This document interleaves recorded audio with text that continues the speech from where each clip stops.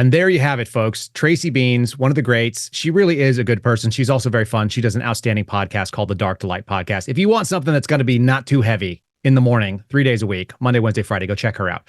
All right, a couple little things that are going on in the world. We just talked about a big lawsuit against the federal government, which is definitely the opposite way than we see the justice system mostly working. Most of the time, what we see is people getting crushed by the federal government. This is an opportunity to peel that back.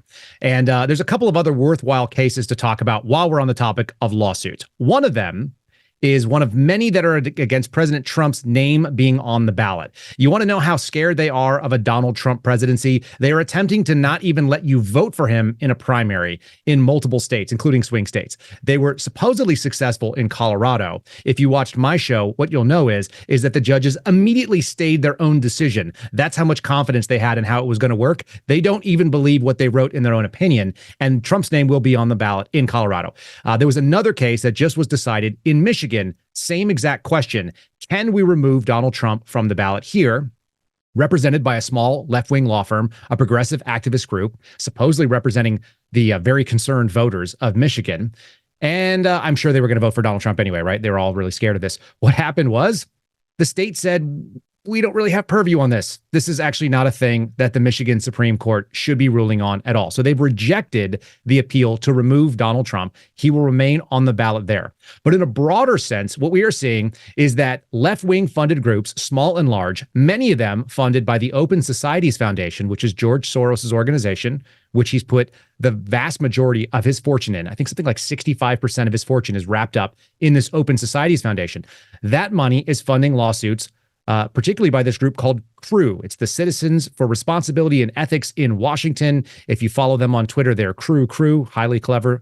And these guys are trying, and gals, are trying to remove Trump from the ballot in New York and some other places. They're not going to be successful, but the last time that somebody tried to remove a president from the ballot was in 1860. And that was Abraham Lincoln. That worked out really well for the people who were doing it. It's an interesting time. Like I said, 2024 is going to be absolutely lit. There's going to be no shortage of political commentary in either space, the left or the right. It doesn't matter what you want to hear. You can go out and find it, and it's going to get very wild. There's a reason why, like I said, things like Civil War keep trending. It's because there's a lot of similarities with the factionalization, the tribalization, and there's a lot of us that are politically homeless. Matt Taibbi came on and talked about it.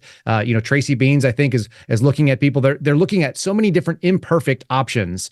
And all we know is that the system is being stacked against the regular person who just wants to communicate with their neighbor and wants to be able to say, what's true, what's false. Can I get both sides of the coin, please, and just decide for myself? Can you not do your thinking for me?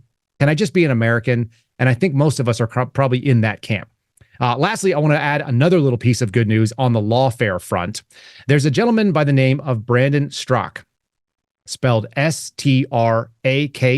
And Brandon Straka is a founder of the Walkaway movement. He's a former Democrat. He's a gay man who said, I am not a Democrat. It just doesn't represent me. And I'm not going to be voting on a party line as a block simply because of my identity as a human being. I'm going to think for myself and make my own good decisions. Now, that made him a real danger. He was actually at January 6th. He served time for that. He had to plead guilty to certain things. And one of the things that was the result of his guilty plea was that a bunch of Capitol Police officers came after him and attempted to have him pay civil penalties under the KKK Act, if you can imagine such a thing, for deprivation of his civil liberties, of their civil liberties. What's very interesting is that case was just won by Brandon. He beat all these Capitol Police officers in this thing. Of course, the lawsuit was filed by this group called the Lawyers Committee, very innocuously named, funded by none other than George Soros. So that's also fun. They did it pro bono, as you can imagine, and it represented a couple of black and brown police officers from the Capitol Police. They lost because on its face, the lawsuit was ridiculous. They were claiming that Brandon Straka was involved in abusing them physically with fire extinguishers and bear spray and pepper spray and other types of violence, and that these people suffered serious injuries.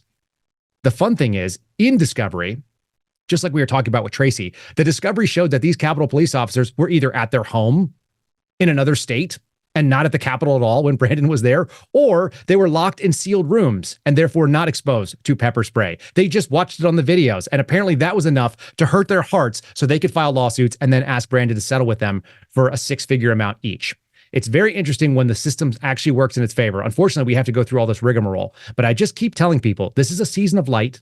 It's not a season of darkness. It's the season of light overcoming the darkness. And there are wins that are happening if you go out there and look for it. Unfortunately, the media makes a lot more money off scaring you and triggering your amygdala into being afraid and looking for all the darkness. Look for the light out there, folks. This is the fourth day of Christmas. It's a time for joy and celebration, and there are good things happening all around you. You just got to open your eyes up. We do appreciate you joining us. We've got one more conversation coming up with another independent journalist tomorrow by the name of Steve Baker. I encourage you to join me for the Dinesh D'Souza Show with Steve Baker. We're going to be talking J6, and we're going to be talking about being a victim of the police state. There's a whole narrative here. You're going to see it by the end. We look forward to seeing you guys tomorrow. Have a great day.